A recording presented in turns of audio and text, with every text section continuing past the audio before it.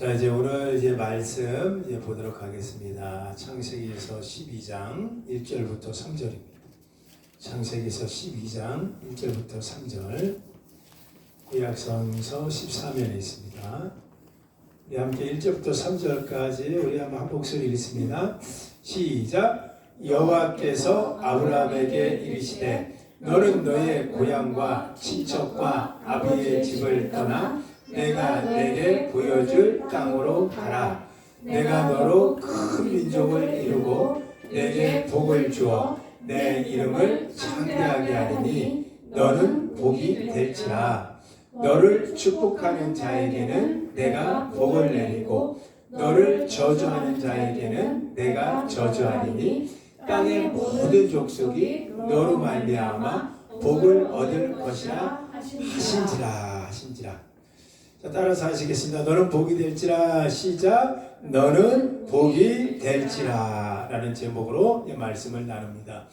2026년 이제 해가 쫙 바뀌었습니다. 그런데 중요한 게 해만 바뀌면 안 되고 우리 마음이 바뀌는 게 굉장히 중요할 것 같습니다.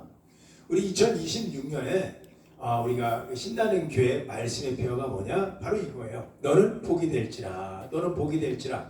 2026년 첫 설교, 첫 주일, 너는 복이 될지라. 이 표현의 말씀을 가지고 말씀을 나눕니다. 이런 복이 되는 인생을 산다는 것은 굉장히 중요합니다.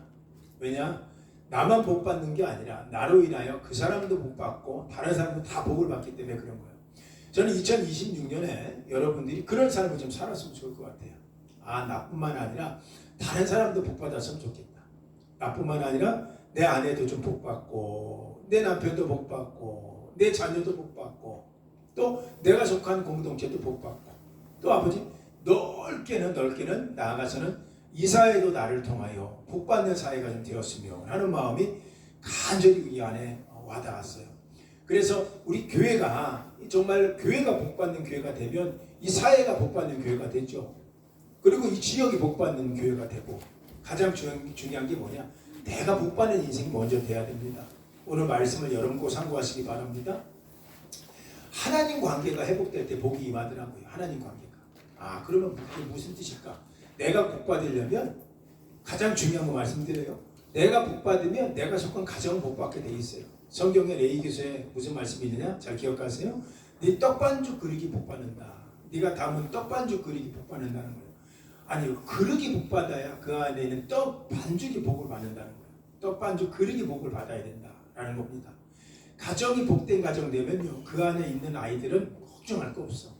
딴 길 안 가요. 복된 인생 됩니다. 그러니까 가족이 중요한 거지. 공동체가 중요하고 교회 또한 마찬가지예요. 교회가 복 받는 교회가 된다. 그러면 그 안에 속한 사람들이 다 뭐예요? 복 받은 인생 되는 거예요. 이게 굉장히 중요하더라고요. 그러려면 내가 먼저 복이 받아야 됩니다. 오늘 아브라함을 통해 하나님 불러냅니다. 너는 본토 아비집을 떠나서, 옛날에는 성경에는 아비집이라고 얘기했어요. 네가 살던 아버지의 집을 떠나서 내가 지시할 그 땅으로 가라. 아브라함이 나오죠. 그 말씀 갖고 나옵니다. 그런데 놀라운 게 뭐라고 말씀하느냐면 네가 복이 되라는 거예요. 네가 복이 되라. 참 신기합니다. 아브라함이 그 말씀을 알아들었을는지 몰라서 잘 모르겠어요. 아직. 그러나 중요한 건 네가 복이 되라는 거예요. 네가 복이 되면 네가 가는 곳에서 너를 접촉하는 사람이 복이 된다. 여러분, 이게 굉장한 일이에요. 이게 영향력 있는 인생이 된다는 얘기입니다. 우리가 그냥 살지 않는 거예요. 그러려면 어떻게 해야 되느냐? 내가 먼저 복 받으려면 다 첫 번째 하나님 관계가 좋아야 내가 복이 임합니다. 복 받는 사람 되려면 여러 군데 찾아요. 시편에 보면 뭐라고 찾습니까? 복 있는 사람은 악인의 꾀를 따르지 않고 오만한 자리에 앉지 않고 다 좋아요. 그것도. 근데 제 생각이 뭐냐면 복 있는 사람이 그 자리에 앉지 않는 이유 중에 하나가 뭐냐면 하나님 관계가 분명할 때는 그 자리에 필요 없는 거예요. 오만한 자리에 앉으라고 애쓴다고 앉겠습니까? 하나님 관계가 분명하면 그 자리에 이렇게 크게 달갑지 않더라고요. 가장 큰 건 뭐냐? 내가 복 받으려면 하나님 관계가 회복되어야 된다는 거예요. 제가 신년초에 우리가 이제 소구영 신 예배 때 제가 받은 제 말씀이 너는 하나님과 화목하고 평안하라. 저한테 주신 말씀이에요. 예기현 목사, 네가 하나님과 화목하고 평안하라는 거야. 아, 이게 무슨 뜻일까? 네가 하나님과 화목하고 평안하면 그리하면 복이 너에게 임할 텐데, 그 복은 너만 갖는 게 아니라 네가 전하는 공동체, 네가 전하는 말씀, 네가 보는 모든 말씀에 길에 빛처럼 비춰질 것이라는 거예요. 아, 여기 있었구나, 비결. 내가 하나님과의 관계가 충분히 회복되면, 화평하면 네가 복이 되고, 그 복은 너를 통해서 네 설교를 듣는 너희 교회 양들, 귀한 그 하나님의 영혼들은 그걸 통해서 복을 받는 거야. 네가 먼저 회복해. 네가 먼저 마음 회복해. 네가 하나님 관계 회복해. 네가 하나님으로부터 기쁨이 있어야 돼. 네가 하나님으로부터. 여러분이 이거였던 거예요. 그러니 흘러 들어가는 거지, 복은. 목사가 복된 인생 되면요, 설교 자체가 달라져. 목사가 자꾸 쩌들리고, 목사가 자꾸 엉뚱한 것 때문에 고민하고, 그러면 설교가 그렇게 나와. 설교는 거짓말 안 해. 그래서 충분히 신약가에 심은 나무가 시절일 때 열매를 맺는다는 게 복의 인생을 얘기하는 거예요. 그 강물에 딱 들어간 그런 나무는 물줄기가 하나님으로부터 있으니까 주렁주렁 열매를 맺는다라는 얘기를 하고 있는 거예요. 그러니까 그걸 깨닫는 거, 우리 하나님이 너는 먼저 나하고 화목하자. 너는 먼저 나하고 평안하라. 그러하면 복이 너에게 임할 텐데, 그 다음은 네가 무엇을 결정하든 이루어질 것이고. 와, 제가 얼마나 소름 끼쳤게요. 새벽에 이 말씀 받았는데 우리 성구영 씨, 네가 무엇을 결정하더라도 이루어질 거다. 하나님 관계가 중요합니다. 여러분 꼭 그거 기억하세요. 여러분 2026년 복 있는 인생 되려면요, 하나님 관계가 먼저 회복하길 예수 이름으로 축원합니다. 그게 답이에요. 그게 답이라고. 욥기서 22장 21절 28절 보면 너는 하나님과 화목하라. 그러면 복이 너에게 임하리라. 욥한테 준 말씀 아닙니까? 욥아, 힘들지, 인생 힘들지, 괴롭지, 다 떠났지. 네 아내도 떠나고 네 자녀도 다 죽고 네 재산 다 없어졌지. 복이 어디 있습니까? 우리 하나님 복을 회복하는 관계가 욥을 통해서 뭐라고 그래요? 너는 하나님 나와 회복하라. 욥이 그걸 깨달은 거야. 하나님, 내가 당신 계신 걸 알았습니다. 내 모든 걸 떠나도 내 하나도 나를 버리고 떠나고 내 자녀들도 다 죽었어요. 내 자녀, 내 모든 자산 다 잃었습니다. 그때 임한 게 뭐예요? 너는 나하고 화목하자. 복이 임한다는 거예요. 여러분 순서가 바뀐 거예요. 그동안 복이 사람인 줄 알았죠? 복이 그 환경인 줄 알았죠? 복이 뭐 가지고 온 줄 알았죠? 아닌 거예요. 나로부터. 오늘 아브라함, 네가 복이 되라. 그러면 뭐예요? 너를 축복하는 자를 축복하고 너를 저주하는 자를 저주하리라. 이게 우리 교회 민준이가 받은 말씀이더라고. 우리 송구영 씨 때 이렇게 말씀 보니까 제 말씀을 대부분 다 기억하거든요. 아, 이 친구가 이 말씀 받았네.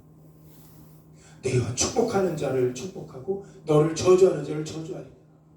이게 무슨 뜻일까요? 잘 보세요. 이걸 의욕적으로 민준이가 복 있는 인생이 되면요, 복 있는 인생이 되면 이 아이를 축복하는 자가 나타난다는 거예요. 계속해서 복이니까. 그러니까 민준이가 복 있는 인생이 되면 너를 축복하는 자, 복을 축복하면 걔가 복을 받지. 그런데 복인 얘를 저주하면 얘가 저주받는 거야. 그러니까 얼마나 귀중한 말씀을 받은지 몰라요.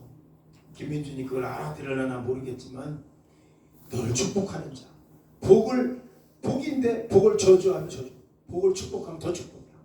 여러분 보십시오. 아버지라는 사람이 어느 날 복된 인생이 됐어. 하나님 관계가 회복했어. 야, 말씀 안으로 들어왔어. 기도 안으로 들어왔어. 하나님 앞에 분명히 세워졌어. 그 가정에 들어오면 어떤 일이 일어나느냐? 그 자녀들이 그걸 본다니까. 그 자녀가 복을 받는 거야. 그래서 그 축복하는 자를 축복하고. 그런데 거꾸로 복인 인생이 안 됐어. 그럼 그거 바라면 뭐합니까? 그 물려받는 거예요. 그래서 중요한 게 하나님을 경외하는 것이 지혜와 지식입니다. 하나님을 경외하는 걸 가르치세요. 2026년은 가정 안에서부터 하나님으로부터 공급하는 힘으로 살아가자. 이걸 가르치는 거예요. 그게 복이 시작.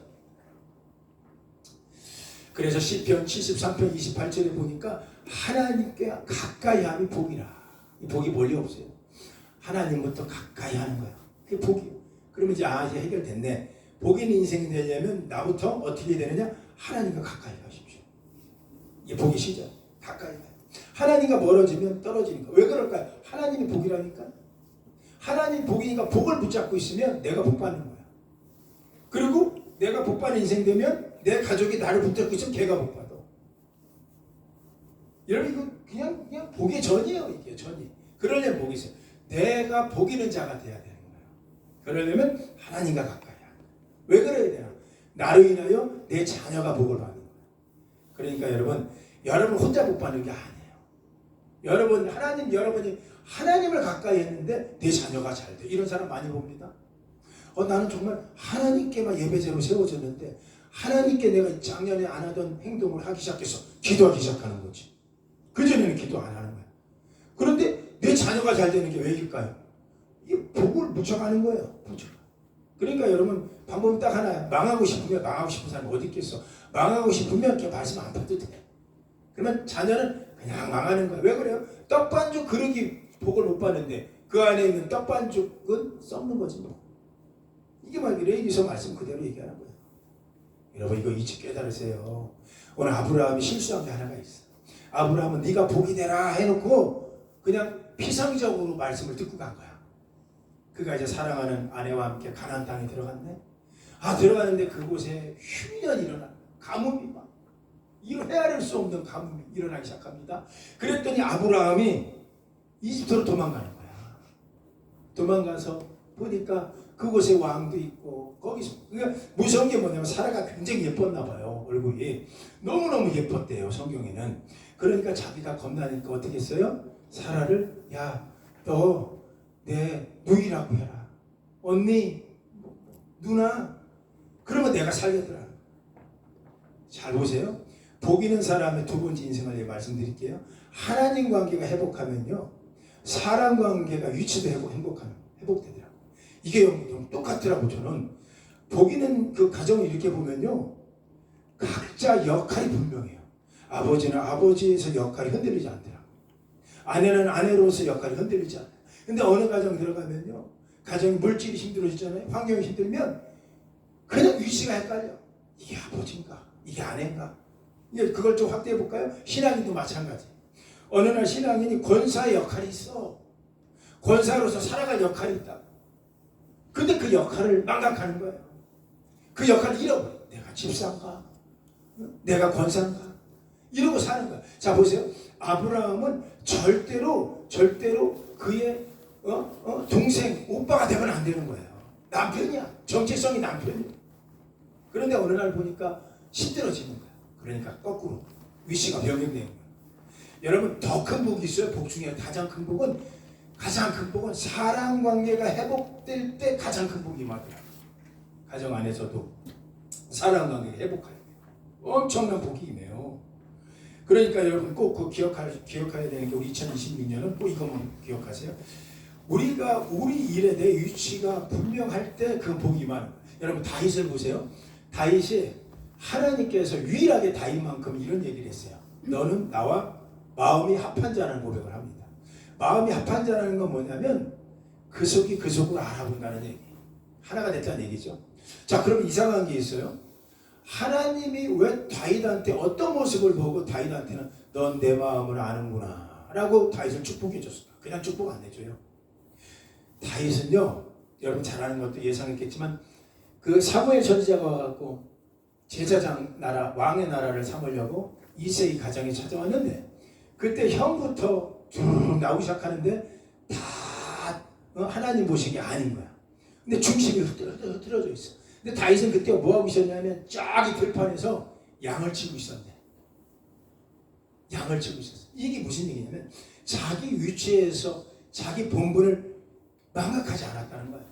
여러분 인생의 복은요, 더 큰 복이 되려면 제발 2026년에는 여러분이 갖고 있는 정체성을 흔들리지 마세요. 아무리 삶이 힘들어도 그것만 붙들고 있어요. 하나님 반드시 큰 복을 임해요. 다윗이요, 그 양치기를 그만둬버리고 이건 내 자리가 아니야. 소위 얘기하면 아브라함하고 다른 거죠. 아브라함처럼 내가 살아야 돼. 하나님이 나 남편으로서, 당신 남편으로서 내가 위치를 만들어줬는데 나 당신하고 못 살겠어. 내가 다른 데로 가야 돼. 복이 안 된다는 거예요. 그 가정 똑같은 거예요. 다윗은 그 자리 지켰어요. 그 자리 지키면서 끝까지 그 자리 지킵니다. 양식이라도 그 위치 지키는 거예요. 정체성 지키는 거예요. 그러니까 하나님 그거 기억하는 거예요. 다 이제 불러내잖아요. 야, 우리가 힘들 때 뭐가 힘드냐면 다시 말씀드려 아브라함 됩니다.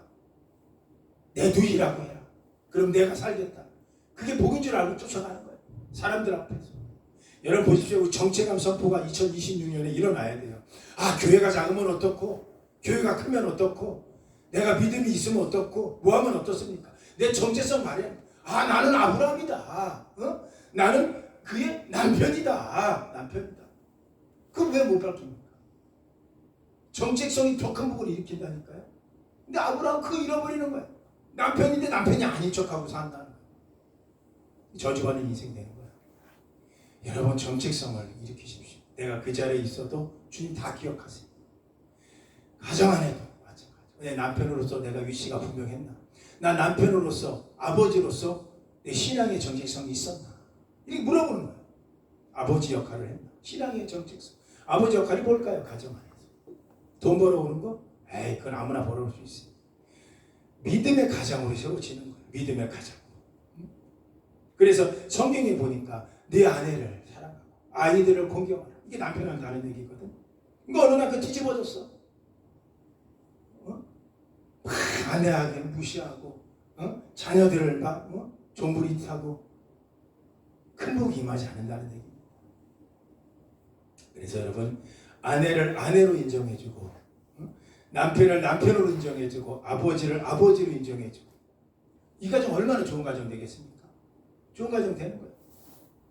아버지를 아버지로 인정해줘요. 자, 우리 옆 사람하고 한번 얘기해보세요. 자, 아버지를 아버지로 인정해 줍시다. 시작. 아버지를 아버지로 인정해. 이게 복이 더 큰 복을 임하는 거라니까요. 이게 사람과의 관계에도 하나님 거 보세요. 너 내 관계만 회복됐으니까 내가 복 줄게. 아니요. 사람 관계의 관계입니다. 사람 관계. 복이 임하는 거예요. 그래 내가 복이면 내 자녀도 복된 인생 되고 내가 복된 인생 되면 그 가정은 그냥 위치가 회복돼요. 큰 복이 임하는 겁니다. 시편 30편 26절에 의인의 후손은 복을 받는다고 그랬어요. 그 의인은 없다고 그랬어요. 이 땅에. 근데 이상하다. 시편 기자는 왜 의인이라고 했을까? 여기서 의인은 죄가 없어서 의인 아니에요. 오늘도 하나님 말씀을 붙들고 그러니 생각하고 걸어가는 사람. 그런 의인이라고 봐주신다고 그랬어요. 그래서 의인의 후손은 복을 받을 것이다.